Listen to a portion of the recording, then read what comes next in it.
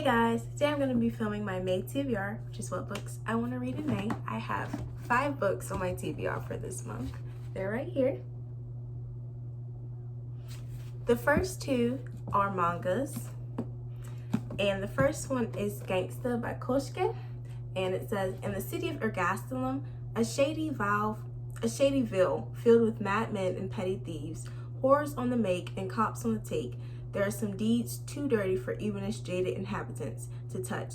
Enter the handyman, Nick and Warwick, who take care of the jobs no one else will handle, until the day when a cop they know on the force requests their help in taking down a new gang, muscling in on the territory of a top mafia family. It seems like business and mayhem, as usual, but the handymen are about to find that this job is a lot more than they bargained for. And I absolutely love the anime for Gangsta. Like, I've seen it like 4 times all the way through. Granted, it's only 12 episodes, so it's short, but still my absolute favorite. So I was like, let me pick up the manga and see if I love it just as much as I love the anime. So that's the first book on my TBR. Next, I have Shimmer by Junji Ito.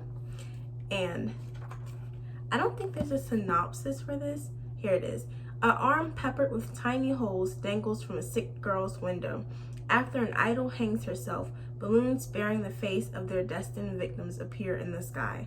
An amateur film crew hires an extremely individualistic fashion model and faces a real bloody ending, an offering of 9 fresh nightmares for the delectation of horror fans. That sounds really good, and I'm excited for this.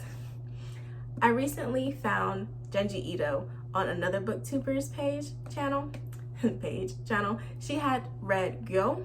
I also have that and I loved it. So I was like, well, let me buy all of his books since I love it so much. And that's what I do with my favorite authors.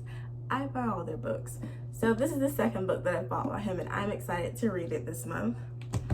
The next 3 books that I have are novels. The first one is Prom Anonymous by Blake Nelson. The synopsis for this is, 3 friends, 1 prom, just 21 days to get ready.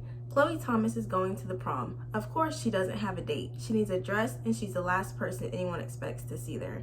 But her 2 oldest friends asked her to go, and she said yes. Right away, things start to fall apart. Laura and Jace are too busy with their own preparations to help Chloe. Her real friends think she's insane. And her parents are so excited she can't bear to be in the same room with them.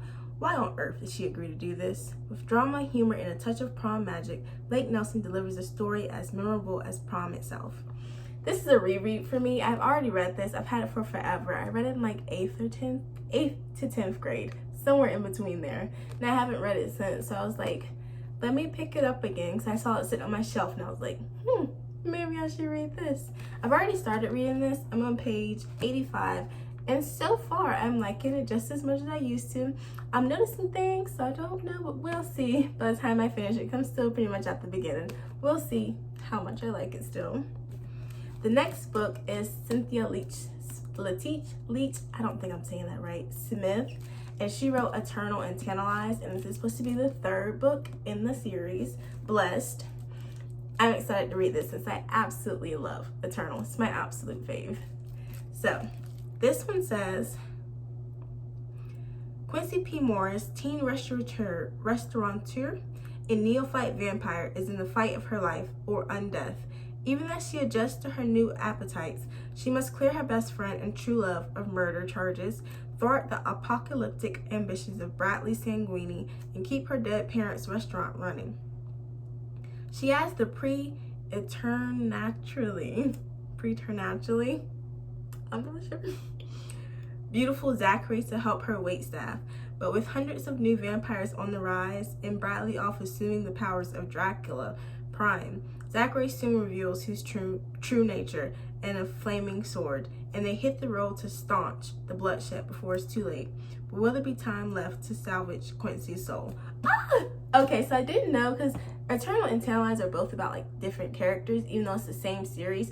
So I didn't know if this book was gonna like follow, or if it's just gonna introduce new characters to us also. But it combines the first 2 books, and I'm really excited to read this. I might just read this after I finish Prom Anonymous because I'm really excited.